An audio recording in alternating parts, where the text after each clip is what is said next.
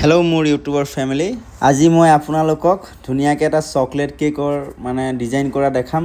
যিটো আপোনালোকে দেখি আছে বহুত ধুনীয়াকৈ মই ডিজাইনটো কৰি দেখাইছোঁ আপোনালোকক। আৰু ভিডিঅ'টোত গোটেইটোত মই দেখাম কেনেকৈ বস্তুবিলাক মই বনাইছোঁ, চকলেটবিলাক বনাইছোঁ, আৰু গোটেই ৰেক্টেংগল কেকটো মই কেনেকৈ ডিজাইন কৰিছোঁ। ৰেক্টেংগল চকলেট কেক ডিজাইন হয়।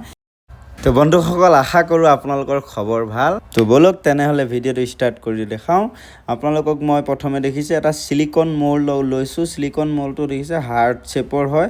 নৰ্মেল যি দোকানত কেকৰ আইটেম পায় তাত আপোনালোকে ধুনীয়াকৈ প্ৰচেছ কৰিব পাৰিব। আৰু এইটো হাৰ্ট শ্বেপৰ মল্ড ইয়াত যেনেকুৱাই নহওক, আপোনালোকৰ তাত যেনেকুৱাই নহওক, মোৰ তাত এইটো আছিলে। তো মই নিজে কেকটো ডিজাইন কৰি দেখাম, ডেক'ৰেট কৰি দেখাম। কাষ্টমাৰে কোনো ডিজাইন দিয়া নাই, চ' মই নিজেই বনাম। তো আপোনালোকৰ ওচৰতো ভিডিঅ'টো শ্বেয়াৰ কৰিছোঁ। ভাল লাগিলে ছাবস্ক্ৰাইব কৰি দিব চেনেলটো, আৰু লাইক কৰিব নাপাহৰিব। তো দেখিছে চকলেটখিনি মই ঢালি লৈছোঁ। ঢালি পেলাই মই কেনেকৈ ছেম আপোনালোকেও যদি এনেকুৱা চকলেট বনায়, গোটেইটো মই কিয় ঢালি দিয়া নাই, গোটেইটো ঢালি দিলে বহুত মোটা হ'ব চকলেটটো। চ' মই পাতলাকৈ বনাম। ওপৰত মই চকলেট হাৰ্ট শ্বেপটো ওপৰত ধুনীয়াকৈ মই ডিজাইন কৰিম, আপোনালোকক দেখামেই মই ভিডিঅ'ত। তো আপোনালোকে দেখিব পাৰিলে মই ধুনীয়াকৈ চকলেটখিনি কেকটো মই আগতে ফিনিচিং কৰি থৈছিলোঁ। ভিডিঅ'টো বেছি ডাঙৰ নকৰোঁ। তো কেকটো ফিনিচিং কৰি থৈছোঁ ৰেক্টেংগল শ্বেপত। ফিনিচিং কৰি ওপৰত মই চকলেট ট্ৰাফল গানাছ ঢালিছোঁ। আৰু হাৰ্ট শ্বেপকেইটা ধুনীয়াকৈ মই বনাই ফ্ৰিজত থৈছোঁ।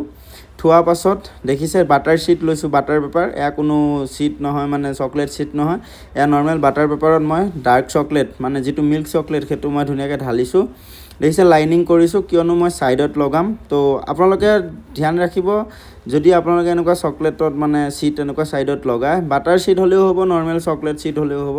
কিন্তু বাটাৰ শ্বীট হ'লে অলপ পাতলা হয়। যদি আপোনালোকে আগে পিছে ঢালিছে তেনেহ'লে ফিট কৰিছে কেকত, তো হ'ব, প্ৰব্লেম নাই।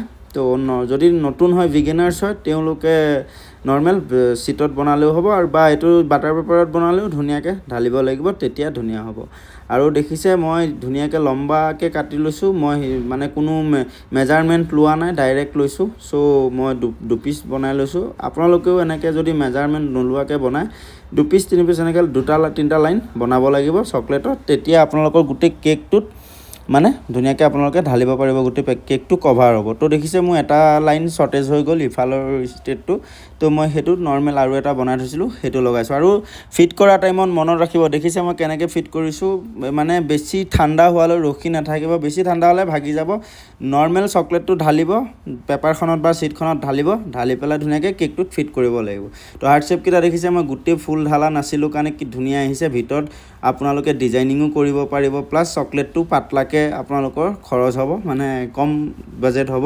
নহ'লে বেছিকৈ চকলেট যাব, সেইটো নহয়। বেছিকৈ চকলেটটো দিলে খাই ভাল নালাগে। চ' এনেকৈ দিলে অলপ ভালো লাগিব, ক্ৰীম চ্ৰীমো দিব পাৰিব। তো ডিজাইনটো ভালো দেখিব আৰু খাবলৈও ভাল লাগিব। তো মই এনেকৈ দিছোঁ। তো দেখিছে গোটেই শ্বীটটো মই যিমানখিনি হাৰ্ট বনাইছোঁ গোটেইটো ওপৰত দি দিম। দি দিয়াৰ পাছত ধুনীয়াকৈ মই ডিজাইনখিনি কৰিম। আৰু কেকটো আছিল বন্ধুসকল 1.5 kg।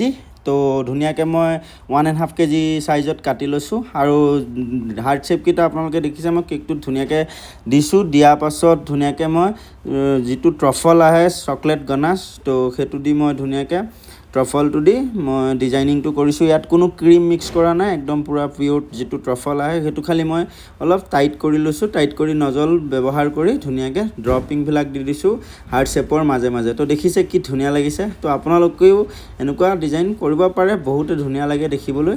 তো তাৰপাছত মই ৰেড কালাৰ বল ইউজ কৰিছোঁ, যিটো আপোনালোকে প্ৰচেছ কৰিব লাগিব, ৰেডিমেড হয়। তো তাৰপাছত দেখিছে কেকটো লাহে লাহে ৰেডি হৈ আহি আছে, একদম ধুনীয়া দেখিবলৈ, হয় নহয়? ধুনীয়া লাগিছে দেখিবলৈ। আপোনালোকৰো যদি ভাল লাগিছে তেনেহ'লে লাইক কৰিব নাপাহৰিব।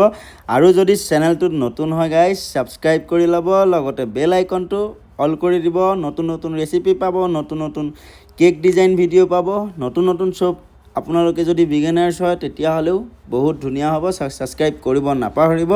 তো তাৰপাছত দেখিছে কেকটোৰ ফাইনেল লুক। ওপৰত যিকেইটা হাৰ্টত দেখিছে মই য়েল্ল' কালাৰ ঢালি দিছোঁ, য়েল্ল' কালাৰৰ গ্লেজিং জেল হয়। তো ধুনীয়াকৈ মই ঢালি দিছোঁ। তো বন্ধুসকল, কেকটো কেনেকুৱা লাগিছে নিশ্চয় কমেণ্টত জনাব। আৰু কাষ্টমাৰো বহুতে ধুনীয়া লাগিছিল। কেকটোৰ পূৰা প্ৰাইচ আছিলে 1200 rupees। তো আপোনালোকৰ তাত কিমান মই নাজানো। তো কেকটো কেনেকুৱা লাগিছে নিশ্চয় আপোনালোকে কমেণ্ট কৰিব। মোৰ বহুতে ভাল লাগিছে, কাষ্টমাৰো কৈছে বহুত ধুনীয়া, বহুত কিউট লাগিছে দেখিবলৈ। তো আজিলৈ আহিছোঁ আকৌ এটা নতুন ৰেচিপি নতুন কেক ডিজাইনৰ লগত লগ পাম সি ইউ আগেইন আনাদাৰ ভিডিঅ' তো আকৌ লগ পাম তেতিয়ালৈকে বাই বাই টাটা আপোনালোক ভালে থাকিব